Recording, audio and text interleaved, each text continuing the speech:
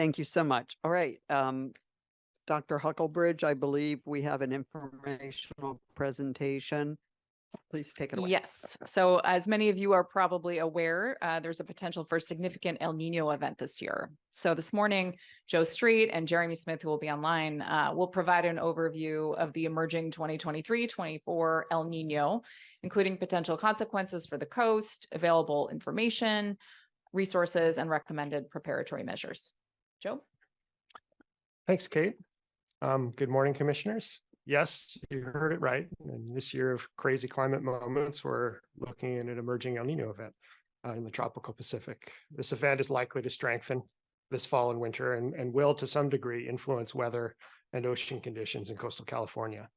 I'm joined on Zoom by Jeremy Smith, our fantastic coastal engineer, who will speak later in the presentation. El Nino gets a lot of attention. It's come up a couple times already this morning. And it's sometimes hard to get an accurate picture of what it really means for California. El Nino alone is not a reliable bellwether for major winter storm seasons. We've had several fizzles or El Nadas just in the last decade. But strong El Ninos, and this 2023 event is trending in that direction, do significantly increase the odds that we will have a stormy winter, and thus increases the risk of coastal erosion and flooding and damages. So it's worth paying attention to.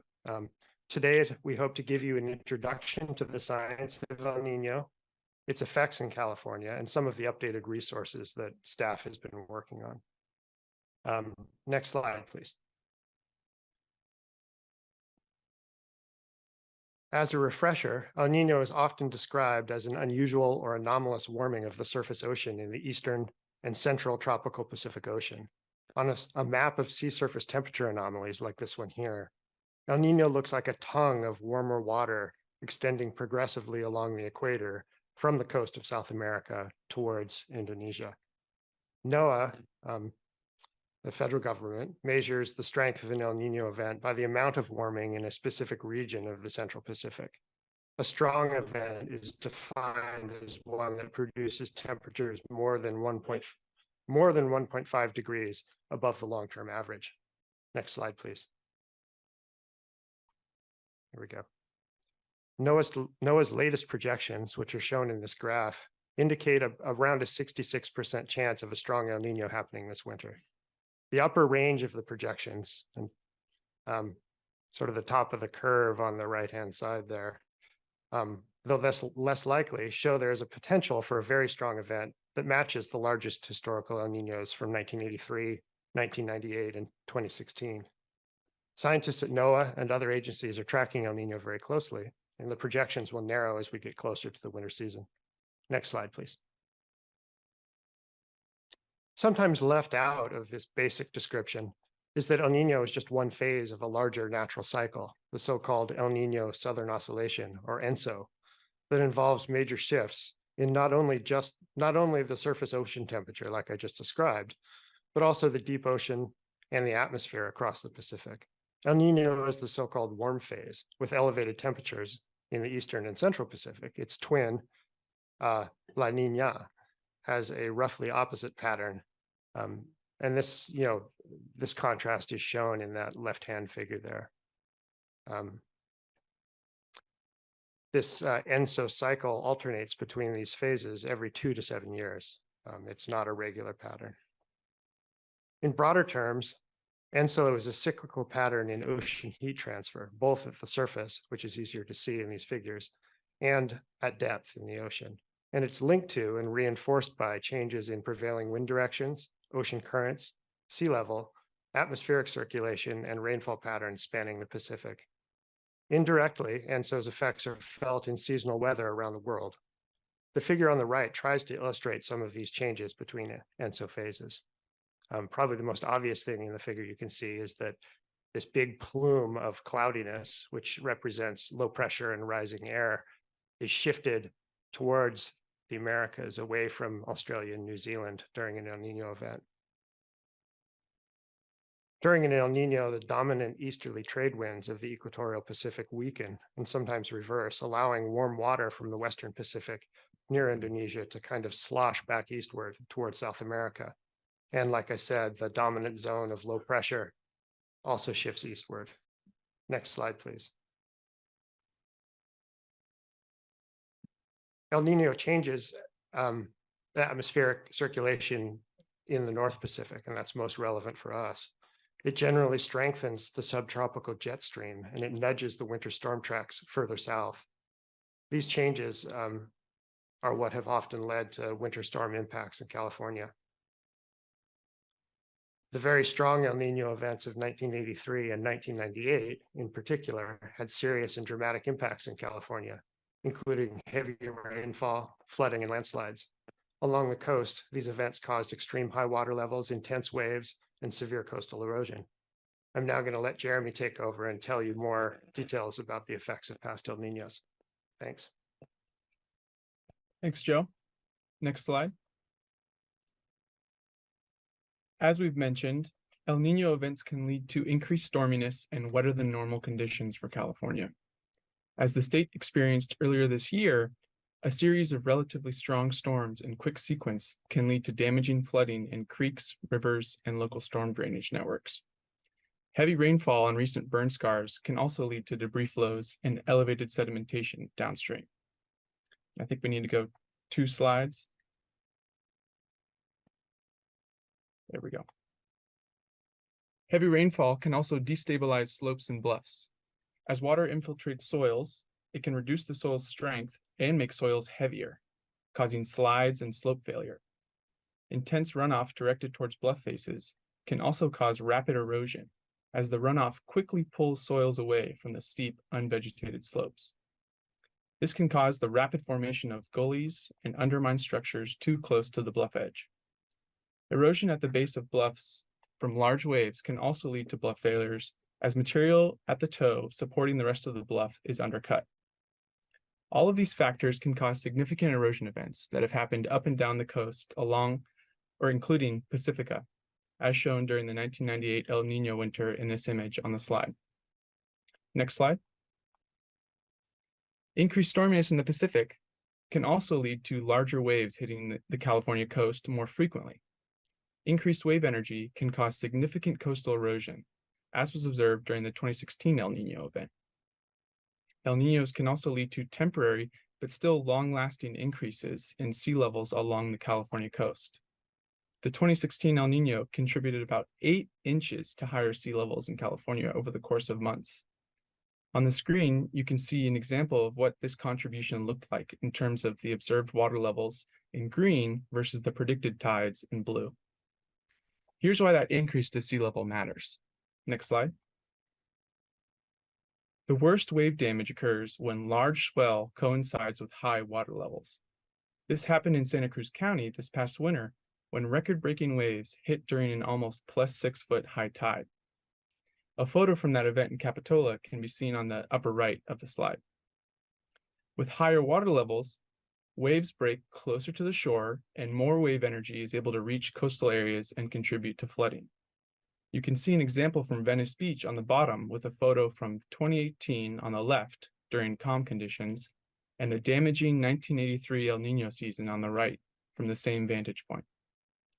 With the temporary sea level rise created by El Nino, the chances of swell occurring at high enough tides to cause damaging flooding and erosion increases.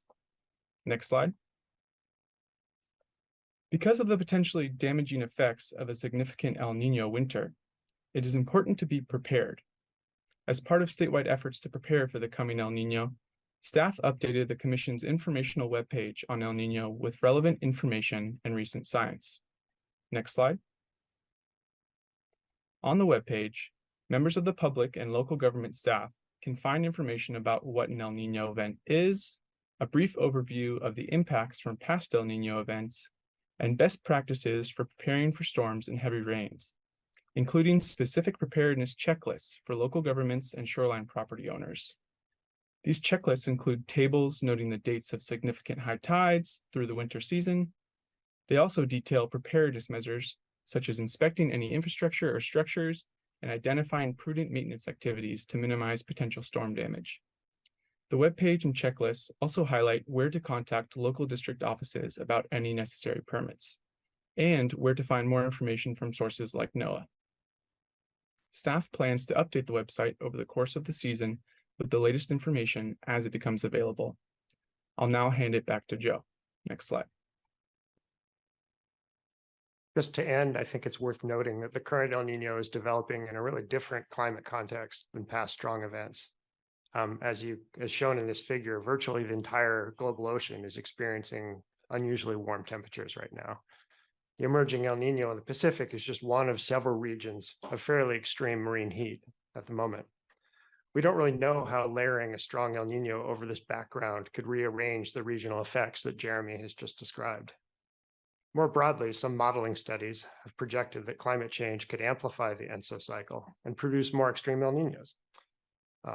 Probably at this point, the safest prediction is to expect the unexpected. Jeremy and I thank you for your time, and we're happy to answer any questions you might have. Thank you so much, Mr. Street and Mr. Smith. Really, not only excellent presentation, but incredibly pertinent presentation. I'm sure there'll be questions and comments from commissioners. Do we have any members of the public who wish to comment? None for this item. Oh, okay. Thanks so much. Any questions or comments from commissioners on this item? Yes, Commissioner Escalante. I just wanted to reflect on this because of the fires that are happening right now, and I find it so difficult to reconcile the fact that we there's a very clear picture right now where the town, I think electricity from the grid is back on since yesterday or this week, but for a week and a half, it was just generators, diesel fuel generators. And I was driving past, it was right behind the high school, Del Norte, where there's just a bunch of enormous trucks with generators and then one tanker truck fueling it. And then behind it, all the smoke coming from the mountain. So I found it so hard because obviously I was depending on that electricity. I was without electricity for 5 days. I couldn't take it anymore. So, I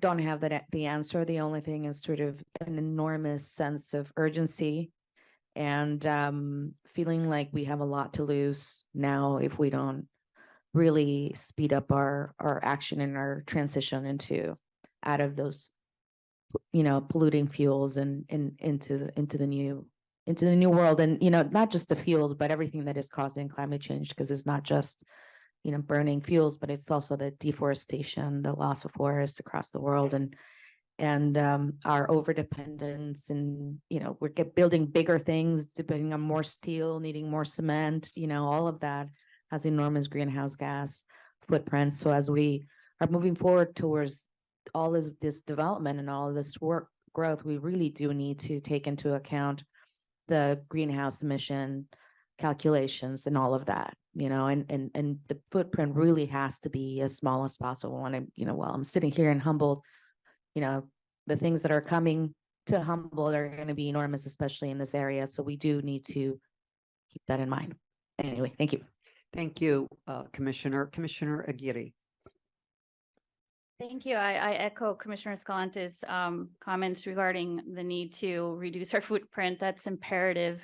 And thank you for the presentation. I was wondering about what the compounding factors would be with ENSO and the predicted weather variability related to climate change and the coastal flooding. I recently saw a presentation from Scripps Institution of Oceanography that predicted that we're going to have in San Diego County at least 40 days of coastal flooding by 2030. Right now, it's usually just 1 or 2 days, and that grows exponentially by 2100. We'll have 100 days of coastal flooding, and it actually amplifies, right? So when you have these severe coastal storms, winter storms with king tides and the predicted sea level rise, you have a formula for disaster, frankly. And we see it firsthand in Imperial Beach. We're so low lying that we've seen when those factors combine, and it's devastating to communities, not to mention the environmental justice intersection, right, that I keep talking about, of course, related to sewage, We just had the first ever tropical storm make landfall in San Diego, Tropical Storm Hillary, which brought 2 billion gallons of sewage. And imagine having your streets flooded with sewage contaminated waters and toxic pollutants. So, and as communities continue to be pushed to the coast because of increased temperature in general, it's extremely concerning, to say the least. So thank you for keeping us informed. Anyone else?